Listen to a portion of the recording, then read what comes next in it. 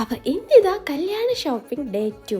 സത്യം പറഞ്ഞാൽ നാട്ടിൽ വന്ന സമയത്ത് കല്യാണത്തിരക്കും കാര്യങ്ങളൊക്കെ ആയിട്ട് ഒന്നും എനിക്കിങ്ങോട്ട് റൂട്ടായി കിട്ടുന്നുണ്ടായിരുന്നില്ല കേട്ടോ. ഡെയിലി ഇതുപോലെ ഷോപ്പിങ്ങിന് പോവുക എന്നുള്ളതായിരുന്നു മെയിൻ ഫസ്റ്റ് വന്നിട്ടുള്ള ടാസ്കുകൾ എന്ന് പറയുന്നത്. അപ്പോൾ ഇന്ന് വീണ്ടും ഞങ്ങൾ കുന്നമംഗലം ഫാമിലിയിലേക്കാണ് ഫസ്റ്റ് തന്നെ പോയിട്ടുള്ളത്. അപ്പോൾ ഇന്ന് ഞങ്ങൾ എല്ലാവരും കൂടെയാണ് കേട്ടോ പോയിട്ടുണ്ടായിരുന്നത്.